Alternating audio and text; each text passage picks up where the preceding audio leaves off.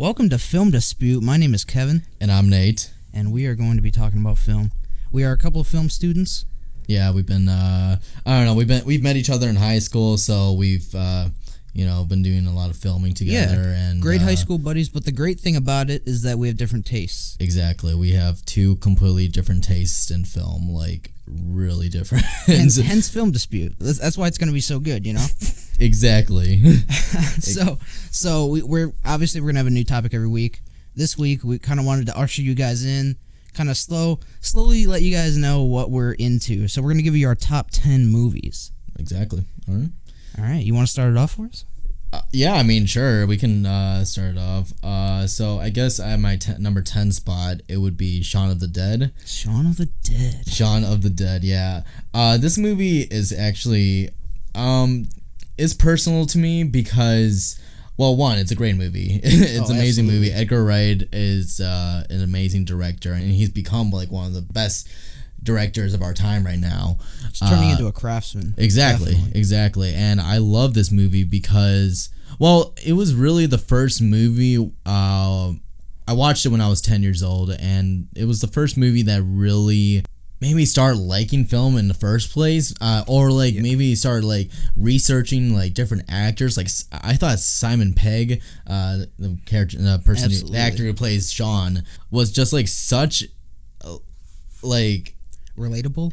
I don't know, relatable, just, but like he was kind of the everyman, you know. Exactly. Like he had the office job, and it's such a great movie. I loved it so much, and I don't know. After watching that movie, I just became obsessed with watching like all of like Simon Pegg's movies. Like I literally watched like all of his movies, even all of his crappy movies. Like I don't know if you heard of Run Fat Boy Run. I have not.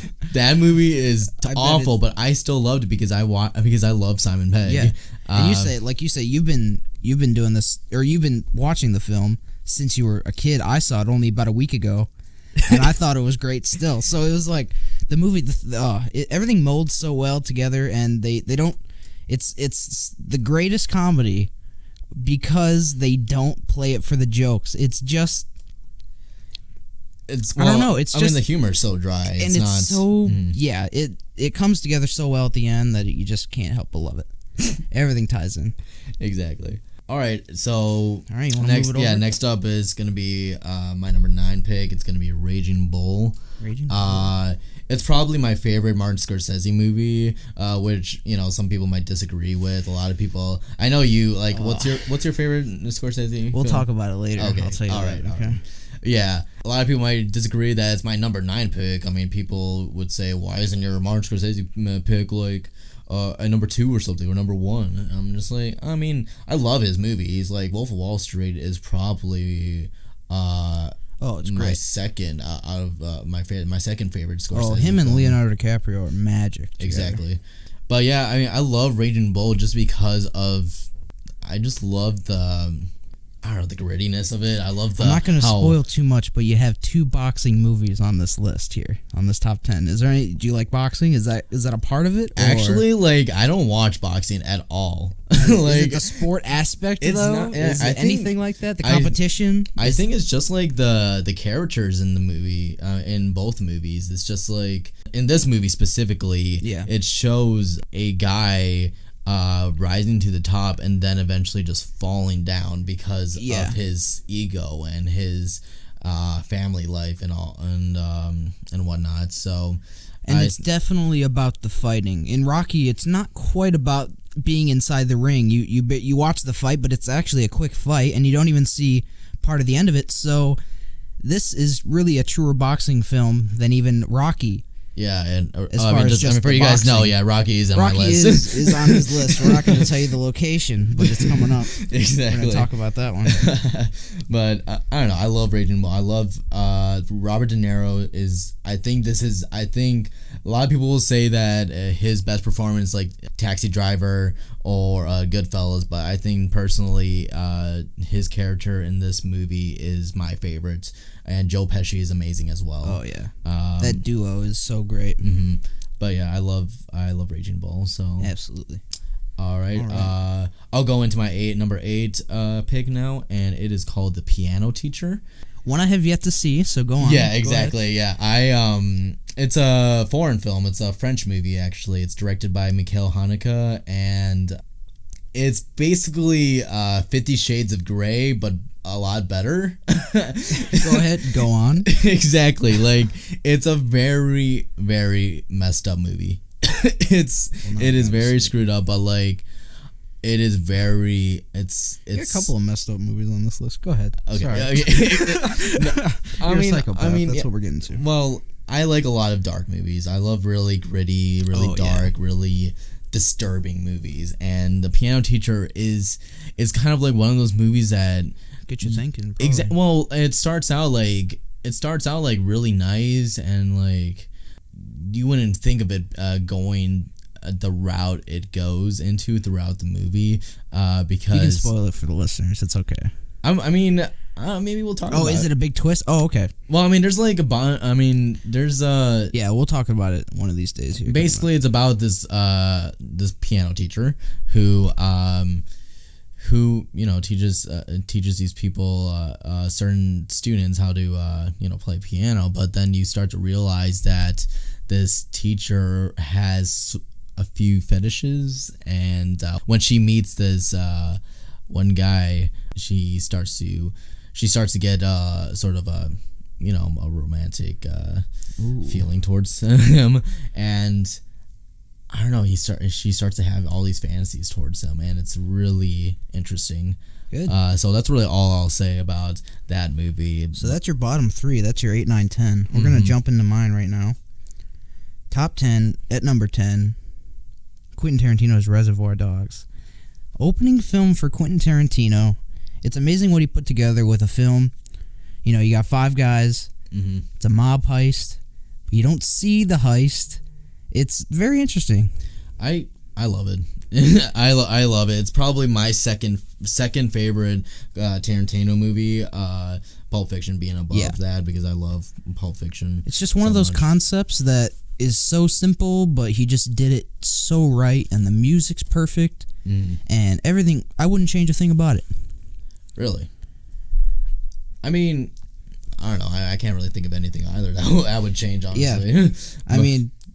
I mean, it's so great. You can't touch it at this point. But we're going to move into number 9, because it's our first Tom Hanks movie, I think, on either of our lists. Forrest Gump. Forrest Gump. You like that movie that much? How can you not love Forrest Gump? I love Forrest Gump is great. Yeah, no, I mean, that's chill. I love Forrest Gump. What's your favorite as well. Tom Hanks movie? Just off the top of the head. Is Forrest Gump top 3? Forrest Gump would be top 3. Okay.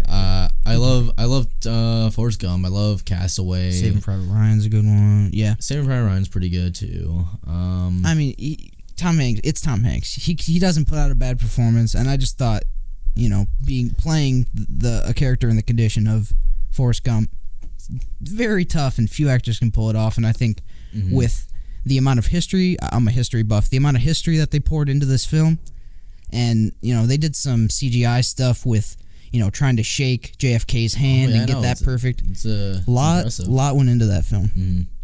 Well, yeah, that makes sense. I mean, honestly, if I have to think of the best performance of Tom Hanks, it would be Forrest Gump. Yeah, it's got to be definitely best performance. I'm not sure if it's his best movie.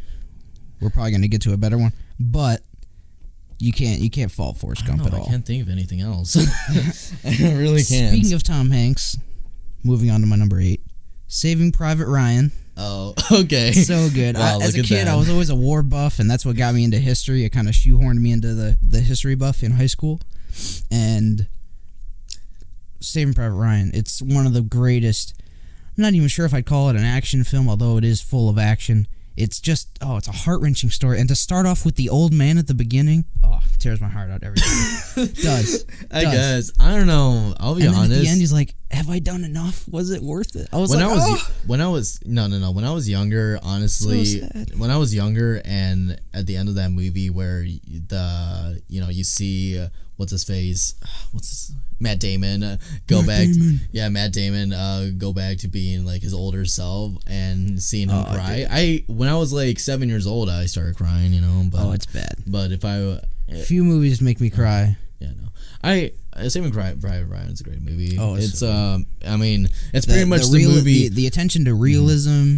It's the movie that pretty much a lot of war movies now copy off of. Yeah, it's got one of the great speeches with one of the great improvised speeches by Matt Damon when he's in the barn talking, or when he's talking with the soldiers about the barn. I didn't even know that. I didn't know it was improvised. Oh yeah, that's crazy. Oh, it's good. All right, well. All right, you want to move on to your number 7? Okay, yeah. So my number 7 pick would be Psycho. Yeah, Psycho. It's pretty much, I guess, in any film buff's list. Really, I love that movie so much. It's one of those one of a kind movies that a lot of other movies can't replicate. Where you can say that about all of Hitchcock's stuff. It's so great. Exactly, where a movie goes one way and then it completely fails, and then you have to think to yourself, all right, where can this movie go now? Especially when we're film students now, and so we understand these types of things. But when we do now, but when we were kids, and even when you talk about films to people in school now, they'll talk about Pulp Fiction. We'll come to that later. But when they talk about Psycho, they talk about the cliches, but they don't realize that that's where they started. That's where all these types of gags and camera tricks, that's where it all started. And so I think you lose a lot of the appreciation just because it's so old and we've seen these types of tropes so many times. But you can't forget where it all started with Hitchcock. I mean, I guess even before Hitchcock, but like a lot of there's a lot of certain cliches that Hitchcock did pioneer, like when it comes to suspense and whatnot. Well, horror is such a primal thing that it goes all the way back to the beginning of time. You know. Yeah. I mean, like Hitchcock definitely did take a step into what would become like the slasher genre, and there would be movies like Black Christmas or Texas Chainsaw Massacre, and of course Halloween, that made the whole slasher genre popular. But Psycho was a movie that took a lot of risks. Absolutely. Yeah, you would know, Kevin, right? You can't even say too much about it. I don't know. Well, anyway. So my number 6 would be my favorite Stanley Kubrick movie, The Shining. Oh yeah. I guess that's sort of, it would be a little bit too obvious for me to say that The Shining would be my favorite. A lot of people would either pick 2001: A Space Odyssey, or what else?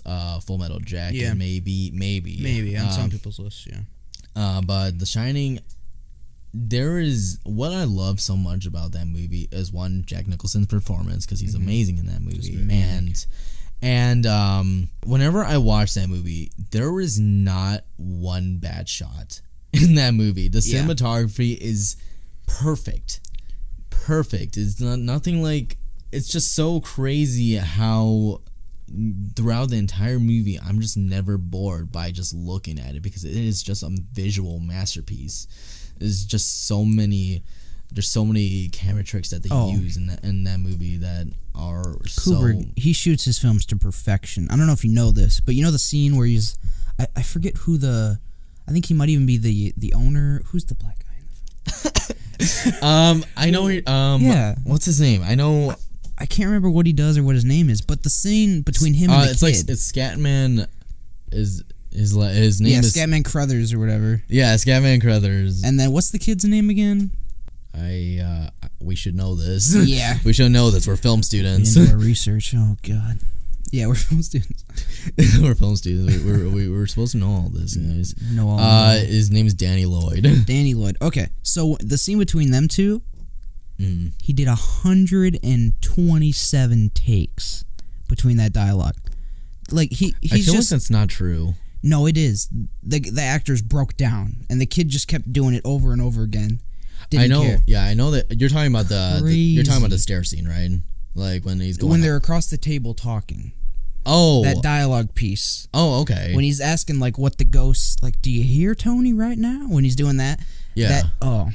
Because they just wanted. Oh, Kubrick is insane. Anyway, go ahead. He is. Yeah. Well, I mean, like I said, these are just like a little short pieces of what we think about these movies, and then for our this is just other to get to know us, you know. I mean, at this point, this is our hey, hello, how are you, and see if you're interested in watching the rest of our shows and what we have to say. Yeah, exactly. So with that, okay, I'll go into my number 5, and we already spoiled this, but Rocky, Rocky's in my list, and the reason why I care about this movie more than say Raging Bull would definitely just be Rocky himself. Oh yeah, I mean, Sylvester Stallone just plays his character like no one else could play this character besides Sylvester Stallone. Oh, definitely. And sorry, but it even goes off of like, whenever I think about how great a movie is, I always think of what it took to make it and what it took to get there. And Sylvester Stallone's road before making this movie, you know, he was eating dog food. He was so poor. Yeah. And he was going to sell the script to Rocky. And they finally said, yeah, you know, we'll buy it, but we don't want you to direct, obviously. And he said, I'm going to direct because I know this film better than anyone, and I'm going to be the lead actor. And the confidence that he had in that film and in his abilities speaks for itself. Exactly. I mean, it's just so weird because, I don't know, Sylvester Stallone himself is like not like an amazing actor, but he's able to play. He wrote the character Rocky himself, so he knows how exactly to play this character, and it's just, I don't know. And this is the last thing you have to make a living on. You got to make it right, and he made Rocky right. Yeah, and it's just such a charming movie, and I love it, and I love it literally with all my heart. And so yeah, that's what I think about that. That's what I think about that. So my number 7 is The Dark Knight. Okay. You seem. I mean, no, that's fine. If you have something to say, go ahead. No, it's nothing really. I mean, I like The Dark Knight. It's a great movie. I don't think it's my. Well, it's not. Well, definitely, it's on my list. But I like The Dark Knight a lot, and it's definitely probably one of the great. It's honestly your number 1 Batman movie. At yes, least? Okay. It would be my number 1 Batman movie. So good. It involves all the best things. You got Batman. You got a Christian Bale Batman, which is the best, and then you get that I have to disagree with. Oh, go ahead. I have to disagree. I knew I hated you. I knew we shouldn't have ever started this. No. It's just like live action. Is he your favorite? Wait, what? Is he your favorite live action Batman? No, that would probably have to go to Michael Keaton. Michael Keaton. Okay. I like Michael Keaton's Batman a lot more, just because I like how he plays it a lot more straight. And Christian Bale, the voice is stupid. The voice is stupid. Hockey. Yeah, I mean, I get it, but I think just the overall character. If you had like, you know, costume design, the way he moves as a character, his voice. I think if you add all 3 of those together, I think he's got to be the best overall. His costume is better, yeah. Oh, yeah. But like, I'm talking about like performance-wise. Yeah, I mean, yeah, it's all encompassing to me. Fine. Oh, the movie itself is great too. I mean, you got Joker and the whole sad story behind all of that at the end of it, but you get a bank heist. You get all the great things in this movie. No, like. A lot of the film, I mean, a lot of the sequences and scenes here are just like very just like high grade action. Yeah, every scene's memorable, from the pencil through the face to the everything. Oh, yeah. Everything's great. I would have to agree. Like, some people will think that Jack Nicholson's Joker is the best, but I have to say that Heath Ledger's Joker is just... It's number 1. It's like, Oh, it's so great. And, all right. Well, we're going to move it along. We're going to go to number 6, Empire Strikes Back.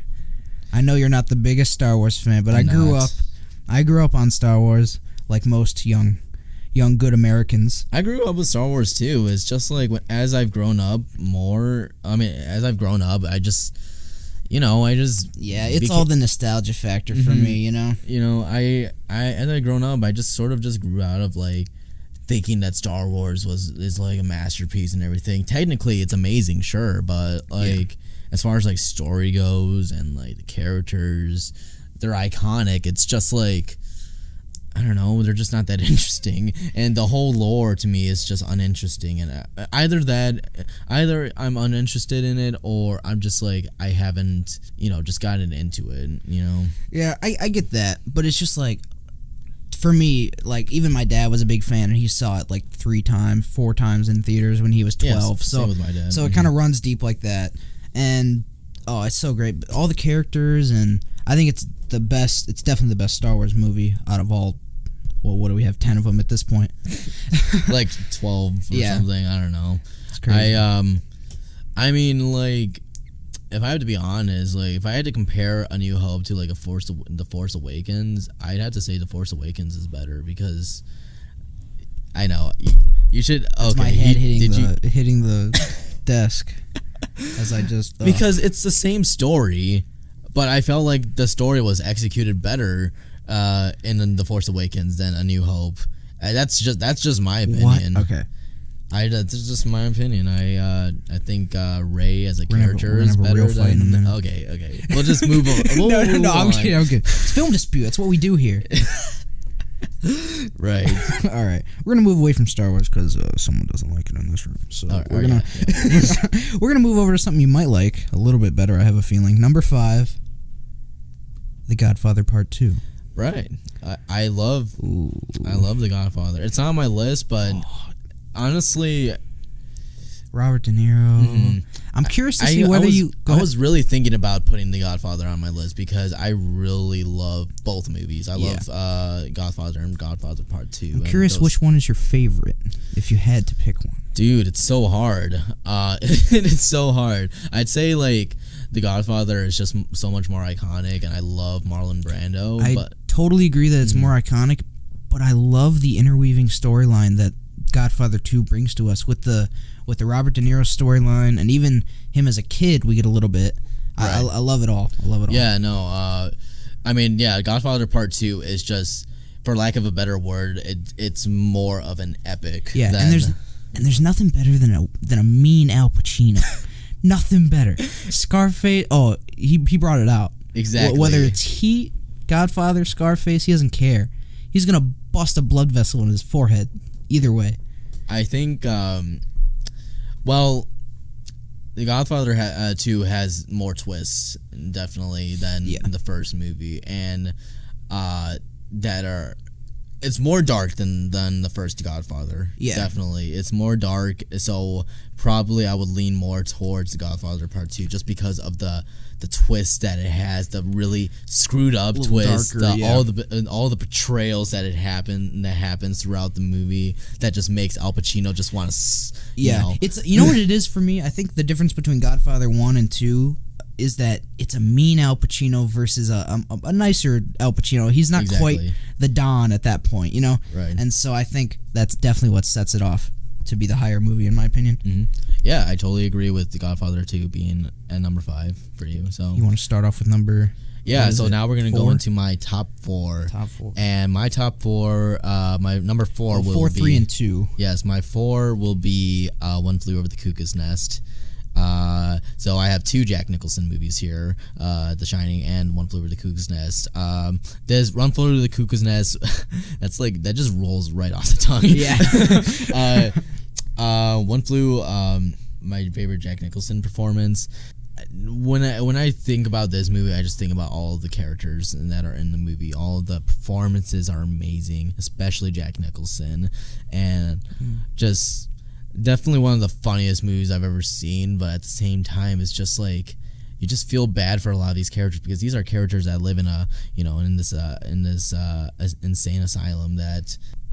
I mean, and then there's you have these people that live in this mental institute, and then there's Jack Nicholson. Yeah, just Jack Nicholson being Jack Nicholson once again. Exactly. So I literally discovered this movie like last year. I mean, I knew the movie for like a while now. Yeah. I knew about this movie for a while now, but I finally watched it last year, and it's just like immediately after I watched it, I thought it was like just perfect, and I immediately oops, I might have hit my mic. Immediately after I watched it, I just like, this is a 10 out of 10 movie. Yeah. I love it, and I want to show this movie to everybody, because this is a movie that pretty much everybody will like. I feel like I feel like I don't know every person that I've shown it to has loved it. So that's what I think about One Flew Over the Cuckoo's Nest. Awesome. Yeah, I mean, And if you want to go with number 4, is that what you're doing? Or number 3? With number 3, excuse me. yeah, no. This is another movie that I immediately loved and thought it would become my favorite movie, one of my favorite movies, and that would be Whiplash. This movie is probably the most intense movie I've ever seen, which is crazy because it's just like, it's a drummer. It's about a drummer. Yeah. It's about a drummer who has a freaking insane teacher who will freaking beat him. Will beat him to freaking bits because he's not perfect enough. And something about that really grasped on. You gotta set him on the right track somehow. You know? Exactly. It really grasped onto me while watching the movie, and for how simple the story is. It's just like, I love it. I love J.K. Simmons. Yeah, J.K. Simmons. J.K. Simmons is just one of the best performances I've ever seen. You know, I can talk about the movie like literally for hours because we'll probably have a whole nother video on just Whiplash. I love it so much.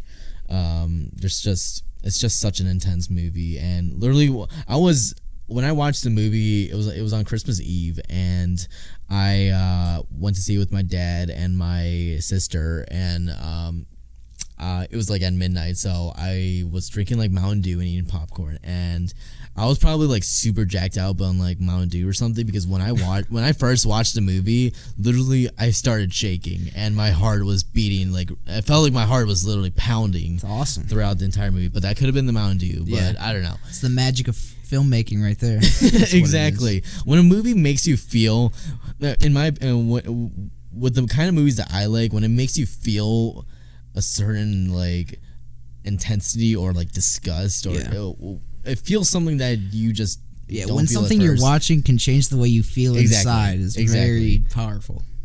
So that's what I love about Whiplash so much. So Oh, definitely. so yeah, I'm gonna talk about my number 2. So because we both have our number 2, the same movie at the exact same spot. So what if I'll do my next 2, and then we can do 2 at the same time.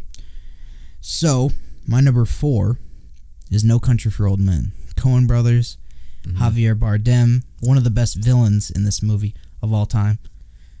You don't usually see a trio type of movie, and especially with great dialogue like this. You got Tommy Lee Jones. You got Tommy Lee Jones, yeah. You got Javier Bardem, and then I'm forgetting he played Thanos. Yeah. Oh my gosh. Yeah, I don't know. Sorry. We're doing a great job here.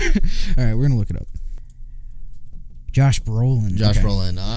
I don't know why Josh we Brolin. forgot I don't about know why I that. couldn't think about that. But then you also got Kelly MacDonald, Woody Harrelson. Great performances all around. Really good cast. The Texas accent is so great for the Coen brothers. They always lean towards a funny accent just to make their movies that much more fun to watch. Yeah, I like the movie a lot. I wasn't into the last 10 minutes of the movie.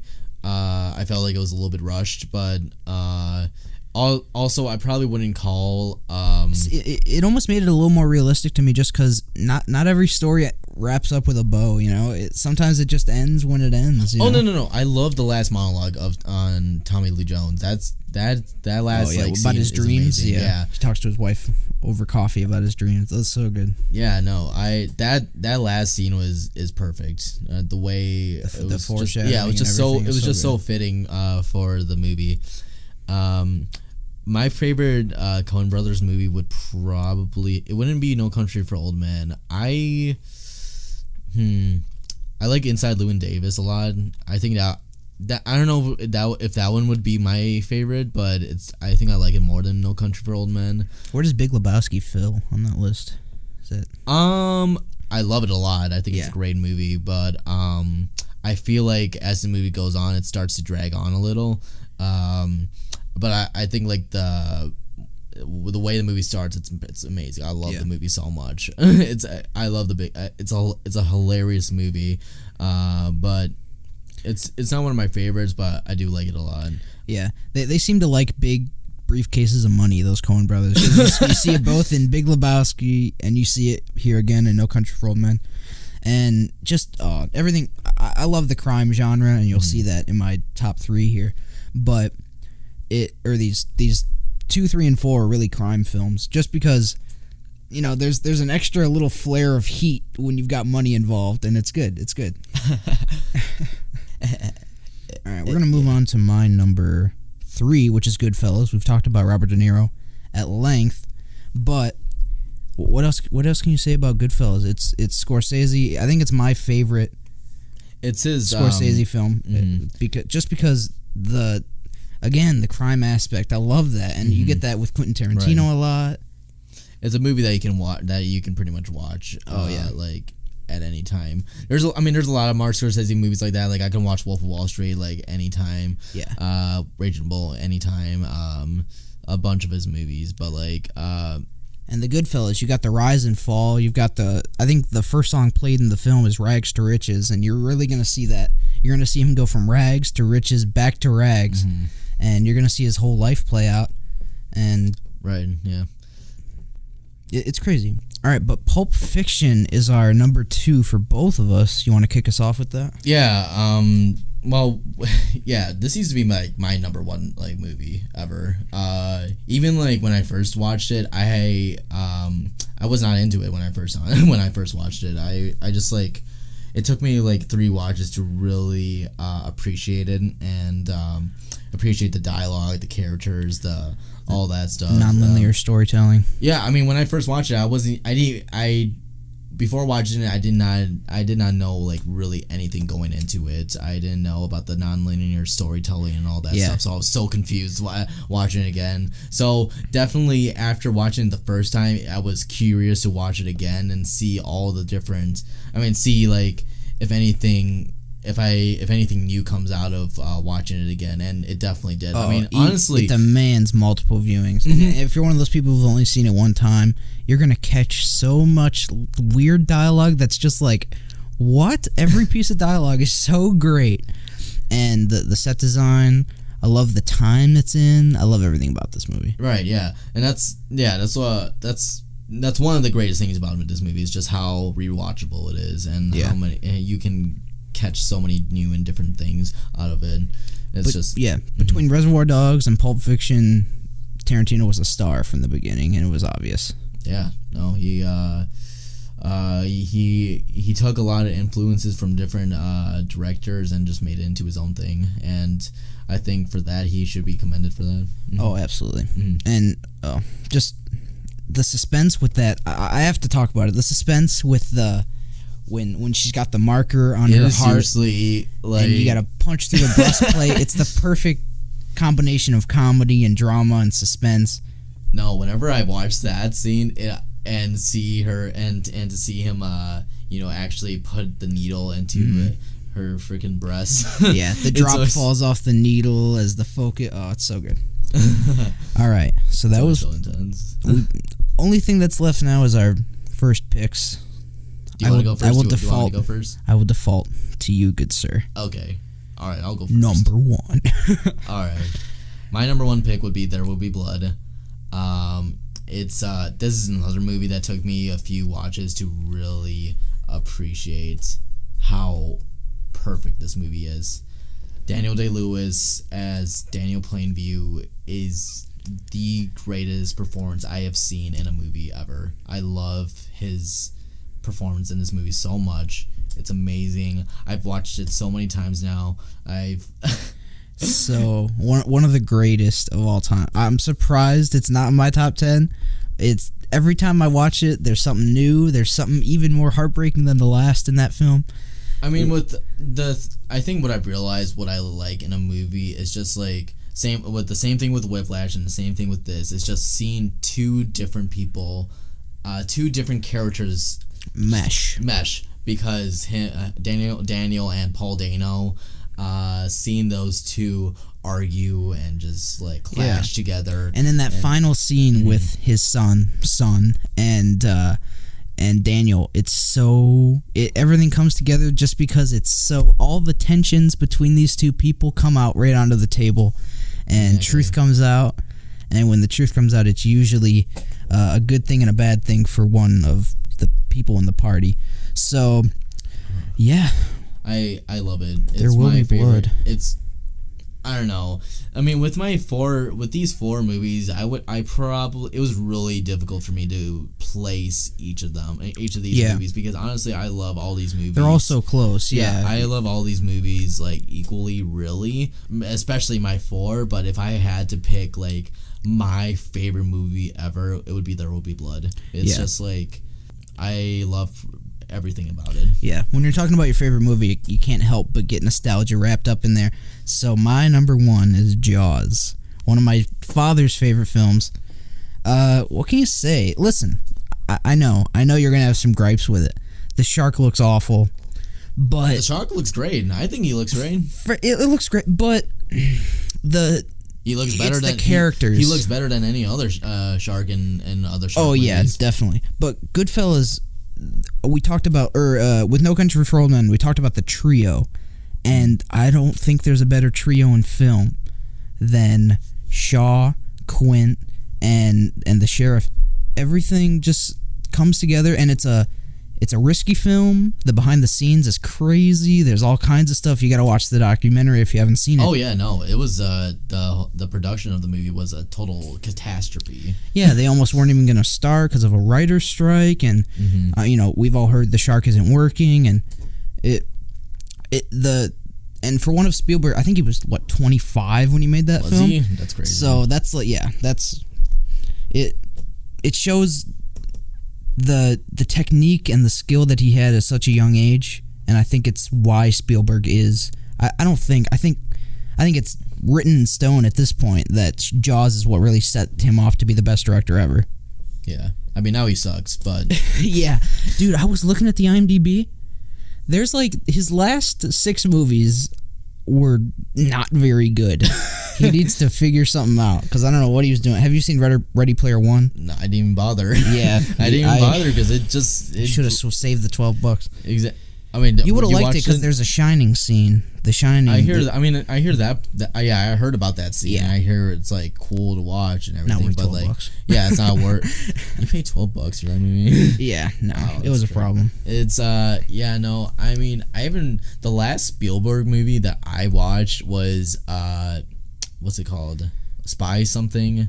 Oh yeah, Bridge of Spies. Bridge of Spies, yeah. And I fell asleep during it. Oh yeah. Yeah. I heard the post was decent, but I just can't do it. It just kind of looked like Bridge of Spies again. Yeah. I don't know. Anyway, I don't know. But no, I totally respect that pick. Jaws is a great movie. I love it a lot. yeah, like I said, it's mostly nostalgia factor. I get that it's not the greatest film, but personal list, and I think that does it for us. Top 10 for both of us. First show. Wow, I think we did an amazing job. I think it was a good start. I don't know. I mean, I hope you guys really enjoyed it, just listening to us talk and everything. I mean, this is just going to be really a podcast where you can just listen to really in the background, or if you just really love listening, love listening to people just talk about film, then this is really the show for you. And I personally, with me and podcasts, I usually like to listen to them while going to sleep. So I get that our voices aren't the most like soothing. It's gonna take some getting used to, but hopefully you're listening to us at work or whatever you're doing. In your car, in your car, on your commute, whatever you're doing. We appreciate you listening to us. Please subscribe. Give us a comment in the comment section down below. We're gonna try to put this in all platforms. We're gonna try to put it on Spotify. We're gonna start with YouTube first, but we're gonna see if we can put it anywhere in Spotify, iTunes, whatever. So, we're happy that you guys listened. My name is Kevin once again, and I'm Nate, and you've been watching Film Dispute. Well, we were watching. Listen, all right, we're gonna redo that. My name is Kevin, and I'm Nate. Nate. All right. Are we using that or fuck? I fucked it up. Once again, my name is Kevin, and I'm Nate, and this was Film Dispute. This is Film Dispute. All right, this is Film Dispute. All right, we're gonna do it again. This is Film Dispute. Okay, my name is Kevin once again, and I'm Nate. This is Film Dispute.